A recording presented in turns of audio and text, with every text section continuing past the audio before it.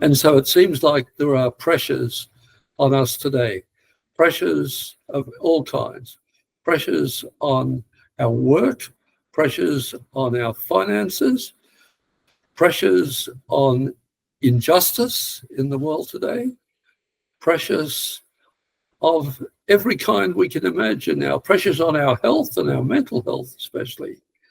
And so the result is that people are finding that their life is just pressure to the point where it has lost its meaning for them. Hello, everybody. I'm talking today with Keith Clouten. He's the author of the book, A Day for Joy, talking about the Sabbath. And we're going to spend some time discussing this interesting doctrine and how it applies to the modern world and to Christian living. So let's start out with the obvious question that I have to ask every author. Why did you write a book about this topic, specifically about the Sabbath? I was brought up as a strict Seventh-day Adventist, and as a boy, I was expected to observe all of the restrictions on the Sabbath. For example, we used to go camping at the lake, my brother and I, as little kids, on a very, very hot summer's day. My mother would say, look, until Sabbath's finished, you can paddle just up below your knees in the water, but no further than that. Whereas my dad would say, I think it's better for it not to be above the ankles. And so we had that kind of background. So I grew up in almost a sense of fear about not observing the Sabbath the way I was supposed to. It was very much a legal kind of requirement. And I just mentioned too that one of the founders of the Adventist Church was a man named Joseph Bates. And when he discovered the Sabbath, he emphasized it to a great degree. In fact, looking back on what he wrote about it, it seems like he believed it was necessary for his salvation, or for anyone else's salvation, to keep the Sabbath the way that it was supposed to be kept. So with that kind of background, as I grew up, I felt there's something wrong with this. There's got to be a better reason for keeping Sabbath than just following set of rules. Okay, so you titled your book A Day for Joy. So there was obviously a journey there. We were looking at how do you find this as relevant to the modern world, and I think you kind of roll that question into one. Is it's a we live in the world today where we really have so much at our disposal.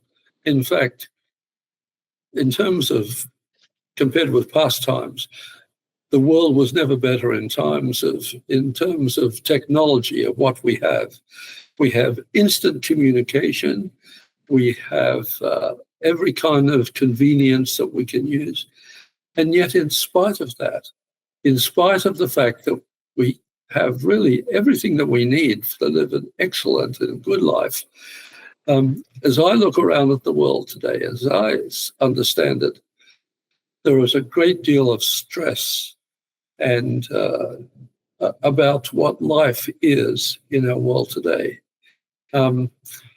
It seems, well, I've read recently that studies have shown that in the United States, in recent years, upwards of 40,000 men have died by suicide. That tells me that there's some meaninglessness that has appeared in our society.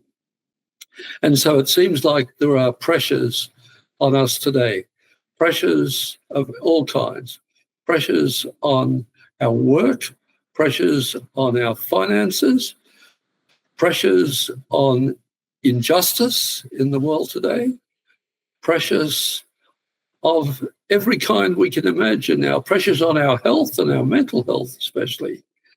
And so the result is that people are finding that their life is just pressure to the point where it has lost its meaning for them.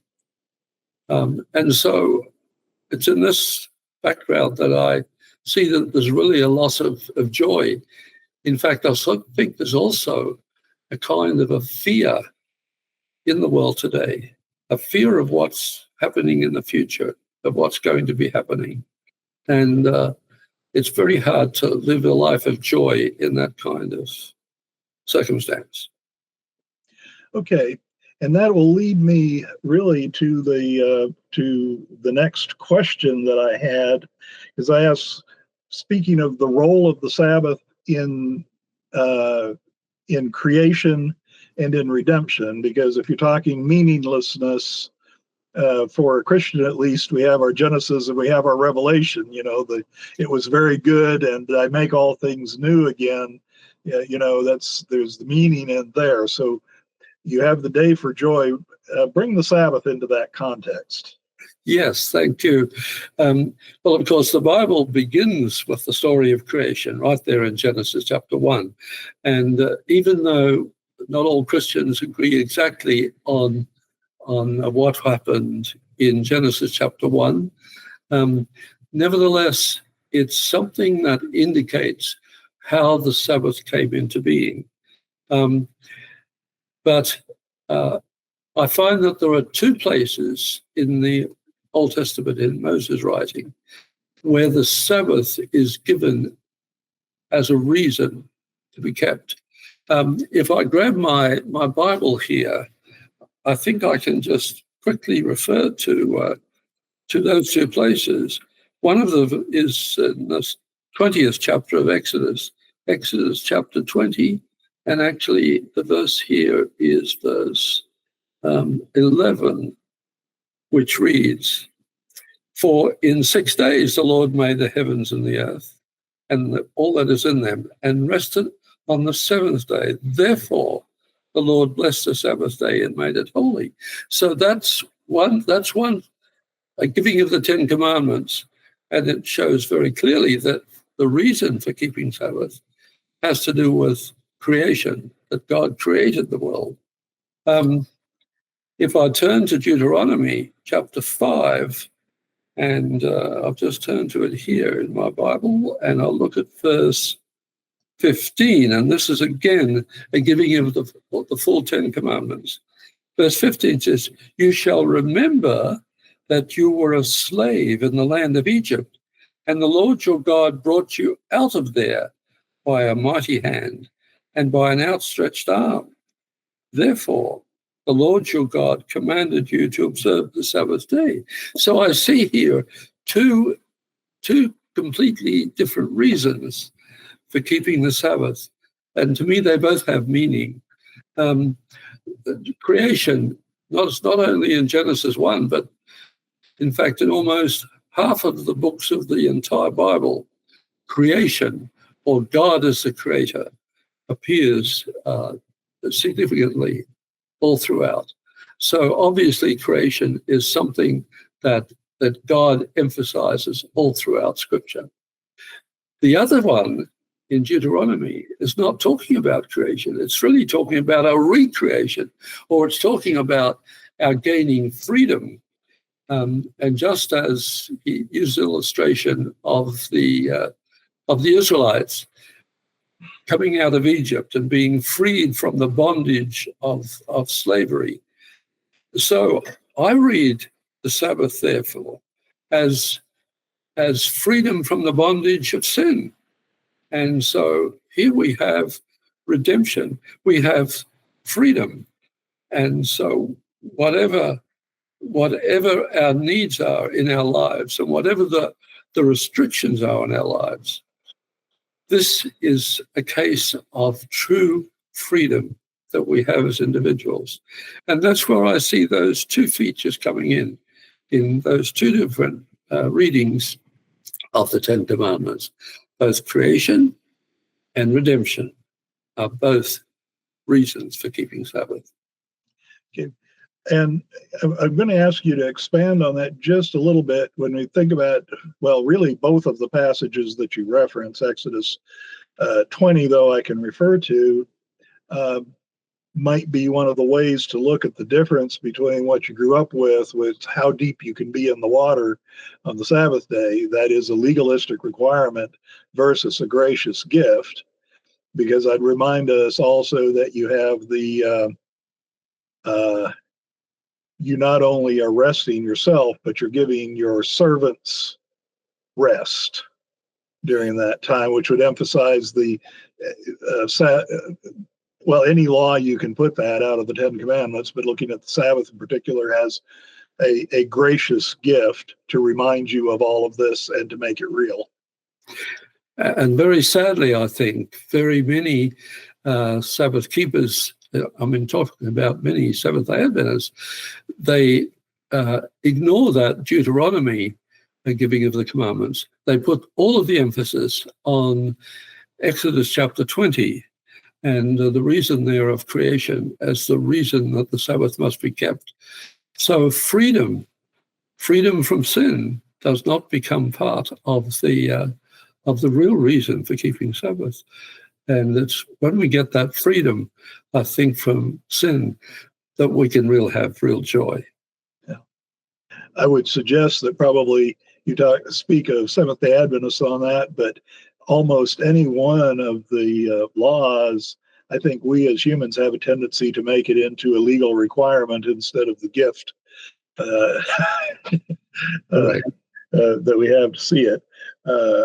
That's one of those things that does not belong to any particular denomination. We all tend to do that, unfortunately.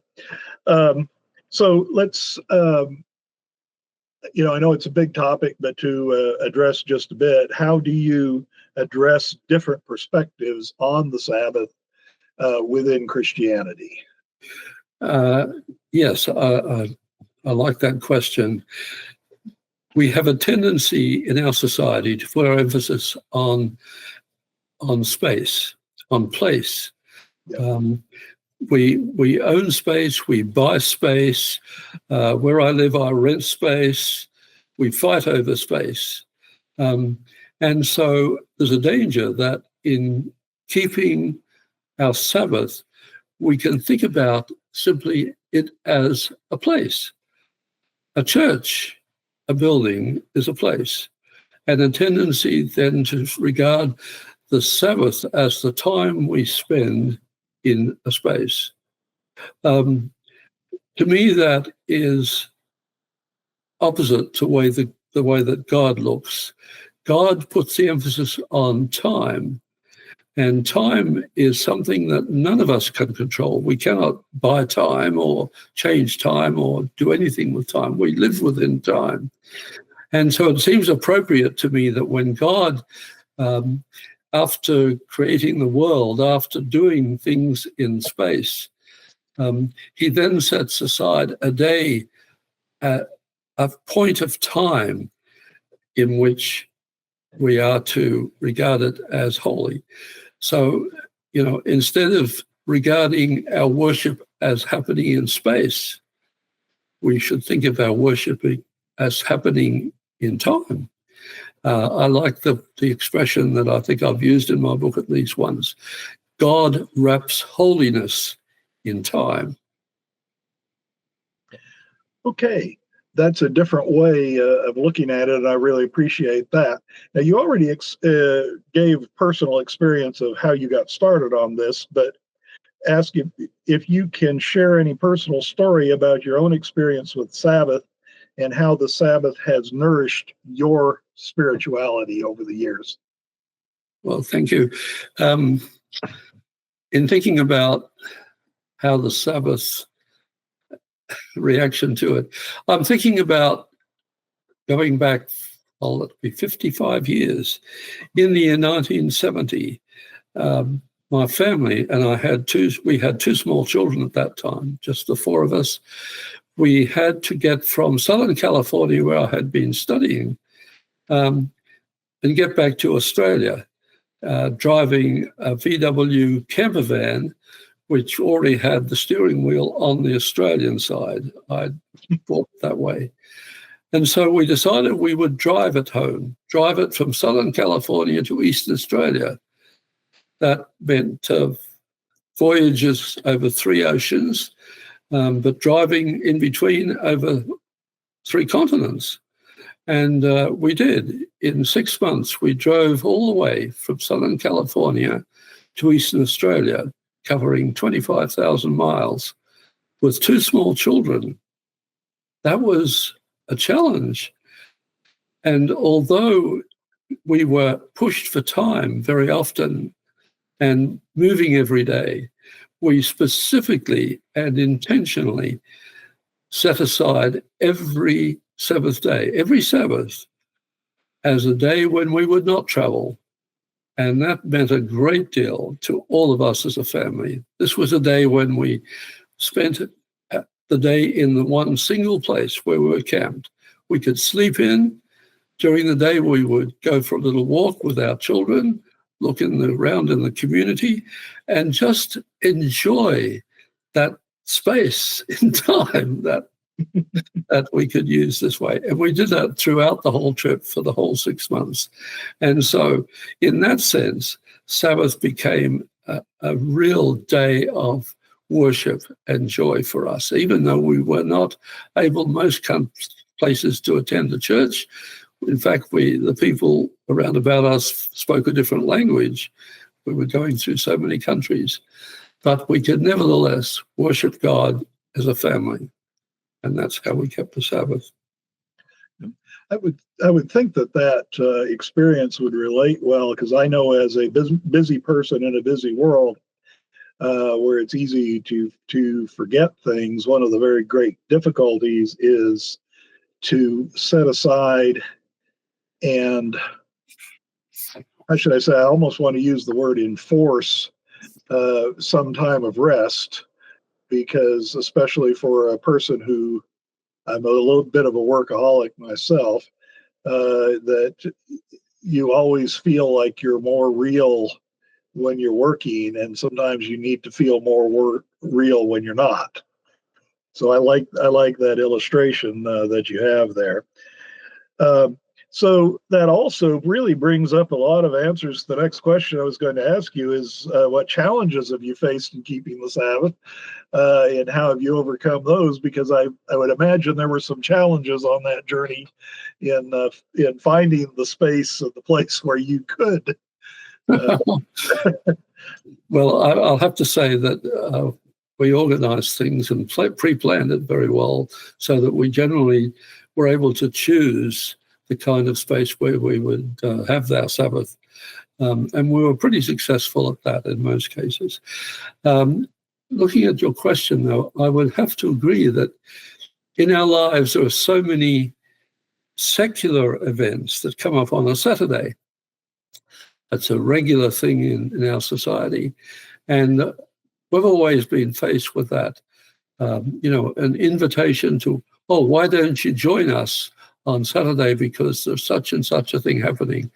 There's a sports activity that we'd like you to come to and join us. And so this has meant that I've been faced with a choice to make.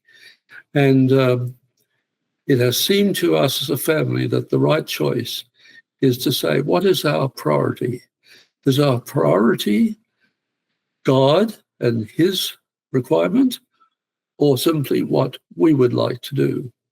And so we've made a conscious decision that when the Sabbath comes, that is God's priority. It's his time. And we will spend that time in appropriate ways to include worship and for him, rather than attending all kinds of other secular activities. I'll have to say it takes practice to do that. And I know I went through one period in my life when I had to think about it a great deal, and came to the conclusion, yes, that this is a habit that I must begin to make it a habit to keep my Sabbath. Okay. You brought up already, really, when you're dealing with the freedom and the slavery and so on, some of the ideas of social justice. But does your keeping of the Sabbath relate to social justice and to maintaining the environment, our world that's God's gift to us? Okay, whenever I think about the social justice issue, I have to think about Jesus Christ and how he spent so much of his life on earth. It seems like to me that he spent at least perhaps more time healing people who were sick, both in body and mind, and dealing with people who had great needs, rather than teaching and theology. And so my conclusion is that the Sabbath is truly a day for healing. I think of it as a day for both mental healing and physical healing. It's a day that we can use for a different reason. For example, we talk about the Sabbath being a time when we can rest from physical activity. For me, physical activity includes hiking and walking, one of the things I've always loved to do. And so one of the things I still love to do on a Sabbath is to go walking. I sometimes walk 2 or 3 kilometers where I live here around local lakes. I'm generally walking by myself, and I'm just enjoying that time as I spend my Sabbath that way. I find that it's my time with God, and so I can use my time this way in meditation, in thinking about all that God is doing for me. Okay. I want to ask you one last question. This, in some ways, is for writers, especially writers of theological books. And that is, how has writing this book, A Day for Joy, about the Sabbath, impacted you and your life? Is anything that you gained from the process of writing the book? Yes, in fact, I spent quite a lot of time before I began writing this book in looking at the history of the Sabbath, especially attitudes to the Sabbath and what happened to it after the time of Christ. And in fact, that's what led me into doing a lot of study on Luke, because Luke, the gospel writer, was unlike the other writers. He was not a Jew, a Gentile, and who wrote about the Sabbath. And so what I looked at was to find that even though Luke is writing to Gentiles long after the death of Christ, he still is emphasizing the story of the Sabbath in his writing of the gospel. It's still an emphasis. And in fact, all throughout the early history of the church, I find that Paul is still celebrating the Sabbath.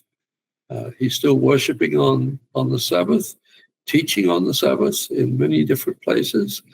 And so I find that the Sabbath continues to be kept after Christ's time.